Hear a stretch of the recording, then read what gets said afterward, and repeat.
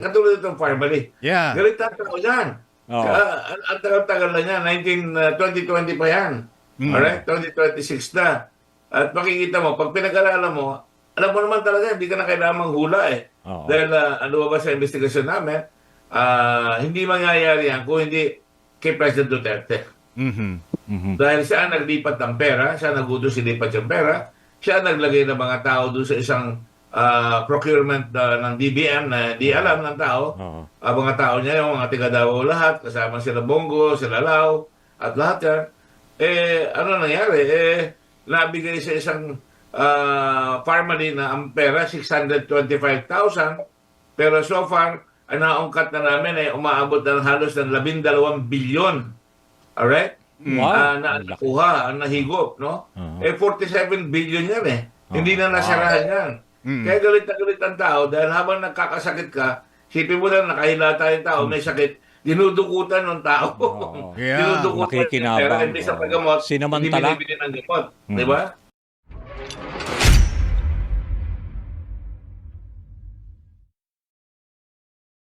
Follow up ko lang before I turn you over to Parang Danny, ano ha? Itong bagong pahayag ni Madriaga na di umano ay ginamit ang mga pondo na galing sa Farmally, kung ano man yun na erase nun, to bankroll the would-be presidential campaign of VP Sara. Itong information na ito, hindi lumabas ito dun sa Farmally hearings. Investigation nila. Oo. Hindi kailangan because ang focus namin, pag nalagyan ko ng eleksyon nyo, sabihin nila, namumuliti ka na naman. Mabuti nang galing sa kanila. Pero pag-aralan natin, matatalino naman ang mga Pilipino. Tayong lahat, may talinong binigay ng Panginoon. Kailan nangyari ito? 2020. Kailan ang eleksyon? 2022. Nagkaroon ng pagkakataon, pandemic. Ang kasosyo, ang pinakamalapit kay Duterte, si Michael Yang na nagyayabang na kaya niyang mag-supply dahil Chinese siya eh. Madali mag-supply. Wala siyang letter of credit, wala siya walang capital, 625,000, wala siyang legal, technical, financial capability, at siyang tinuro ni Duterte na pagador, siyang tinuro ng mga tao sa Farmally na siya nagpapahiram ng pera. Kaya makita mo, bakit siya magpapahiram? Bangko ba siya? Abay, bilyon-bilyon niya. At anong ginawa all the time ng tinatawag natin ombudsman?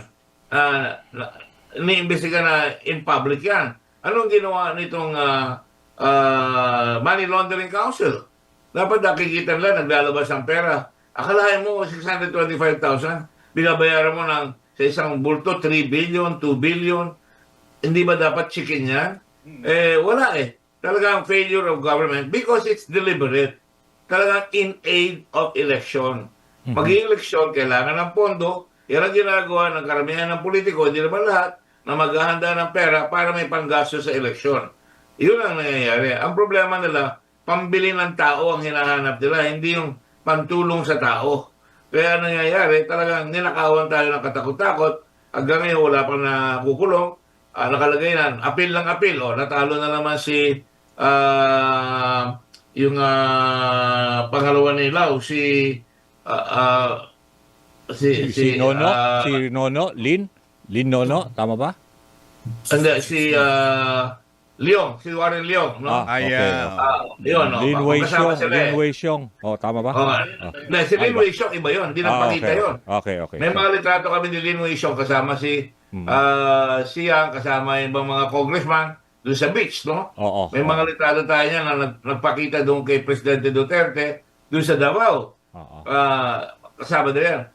Nung inumpisahan na namin ito, nagtago na siya. Bakit siya magtatago? Sabagat nakuha ko yung dokumento na ina-appoint siya kasama si Mohit Dargani na sila ang pwedeng maglabas ng pera. Yung binabayad sa kanila through the land bank ay pwede lang ilabas, pwede lang kung hindi na hinanap ng gobyerno saan napunta yung pera. Hindi ba ang binayad na cheque sa kanya, nakita nyo, 175 billion? Saan galing? Land Bank of the Philippines. Ang Land Bank, bangko ng gobyerno yan. Ang dali-dali ungkatin yan. Ngayon lang kung ako yung nasa Senado, tatalingin ko, pakita nyo nga lahat yung transaksyon na pumasok na pera at lumabas na pera yan sa Farmally at malalaman nyo na ang kakaroon na kayo ng paper trail. Oo. So bali ngayon, binabanggit nyo kasi kanina yung statement at yung itong yung affidavit ni kinu-question kasi yung dalawang affidavit for now. Yung una nung 2025 at saka itong 2026, marami raw inconsistency si Madriaga. Yun ang mga sinasabi ng ilang pati kanina sinabi rin former ombudsman Martires. Pero in this case dito sa Farmally, meron ho bang nakikita kayo talagang bahid din or ibig sabihin katotohanan doon sa sinasabi niya na talagang 175 million was received itong si Lin Wei Xiong para to fund itong supposedly Inday Sara for President Movement? Pwede rin naman malaman may cheque, di ba? May paper trail. Oo. Ako naniniwala na hindi lang magsasabi yan si Madriaga na hindi niya napapatunayan, no? At siyempre, aalma lahat yung mga sinabi niya. Pero ang dilinaw, dinala doon sa parking lot sa ombudsman. Alright? Dinala doon sa isang nightclub ba yun, sa Laguna. Sa isang politiko may pinagbigyan. Comedy so, bar. may mga specifics May specificity, yung mga binubunyag niya, pwedeng tukuyin, di ba? Pwedeng imbestigahin yung nightclub sa Laguna. Sino yung congressman? Sino yung politiko na binigyan, di ba? Meron naman record yung mga gwardiya sa ombudsman kung sino pumasok on that day. Sino pumarada. Hindi ka naman makakapasok sa ombudsman na hindi kukunin yung plate number mo Di ba? Okay. So, ako gusto ko lang, partner, gusto kong balikan yung tungkol dun sa extradition treaty kasi nabanggit kanina ni Senator Ping, yung tungkol lang doon kay Saldico. Sabi niya walang extradition treaty dahil lawyer din kayo. Gusto ko lang alamin din sa inyo na ibig sabihin kung walang extradition treaty, ang pwede lang mangyari ay hindi questionin yung hindi i-contest ni Saldico yung deportation proceedings na gagawin ng Interpol. Kung hindi mangyari ito, tingin niyo ba na masyadong mabilis o mapapabilis ang pagpapauwi dito kay Saldico, Congressman Saldico? Ano mo nangyari yan, di ba? Doon sa inimbestigan natin yung isang president ng Rotary Club napauwi natin galing sa Amerika. Doon sa investigasyon ng mga pondo na ginagamit sa PIDAF, no? Okay. At tiga-copies yung presidente ng Rotary Club na yun. Ito, dapat may extradition treaty, pinakamabilis. Pag final mo yan dito, mag-i-issue ng warrant of arrest, ang DFA maghihingi ng extradition. Now, there are two ways. Kung wala tayong extradition, pwede natin hingiin na, one, Interpol. investigate natin siya doon.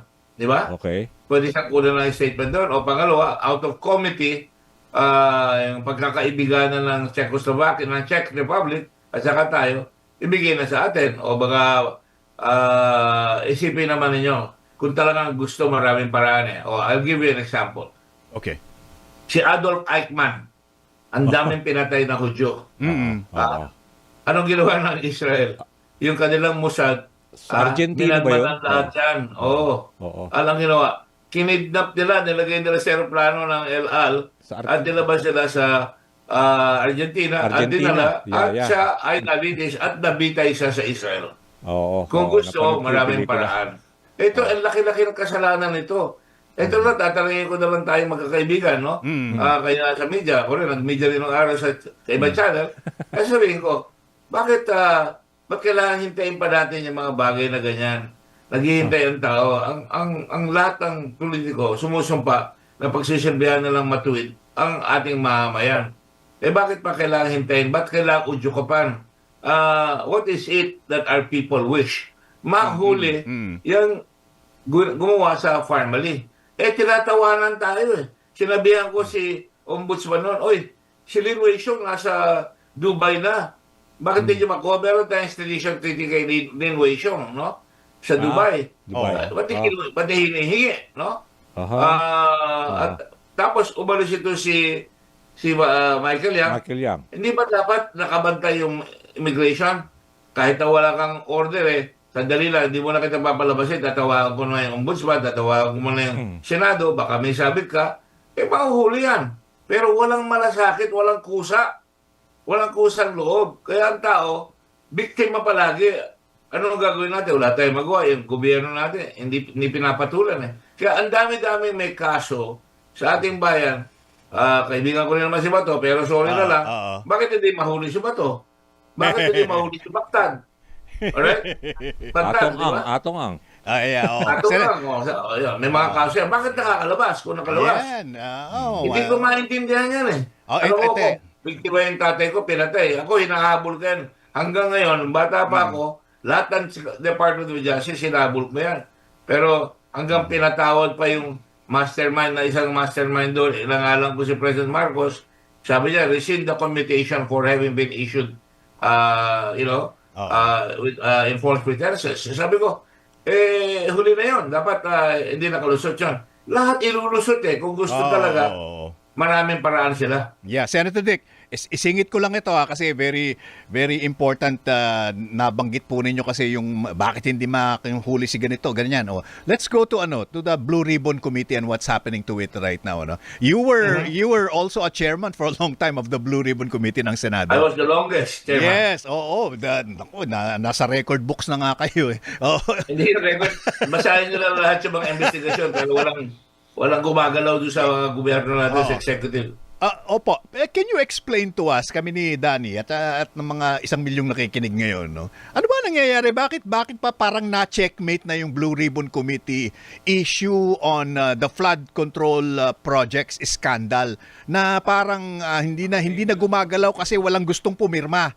Ngayon na lang medyo gumagalaw-galaw ng konti yung number of additional signatories. Ano ba ang dynamic sa Senate? Bakit ganon? Hindi, kasi yung iba, katulad yun dyan, ihambing ko na doon sa family. Lahat, unang-una, konti lang nag-a-attend. Bakit? Kasi bago gumalaw ang judge, bago gumalaw ang senador o congressman, tinitignan nila yung likod nila, baka nakatingin si presidente. Ano ba ang gusto ni Presidente Duterte dito mangyari? Lahat ng hindi pumirma noon, mga kaibigan ko, sabi, Senator Dick, tatakbo tayo baka ihulog kami sa Mindanao. O, di ba, yan lang nga nangyari sa akin, hinulog ako sa lahat ng Pilipinas. Di ba? Utos ng presidente. Kaya palagi natatakot yung mga senador. Kaya dapat, ilabas ka natin kung sino yung ayaw pumirma. At magpaliwanag kung bakit ayaw pumirma. At bigyan nila ng rason, ba't ayaw nila pumirma.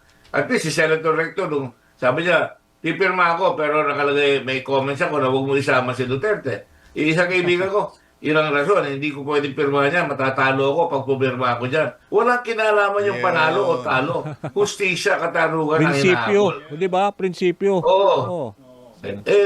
Palagi pa tayo sumusumpa. Kung ang interest lang natin ang atupagin natin at hindi interest ng tao. Pagkaki mo ang dami namatay. Papabayaan natin, nakahawan tayo. Nakahawan tayo harapan-harapan at dinidepensa ng Pangulong Duterte yung mga tao niya. Hindi ko maintindihan yun.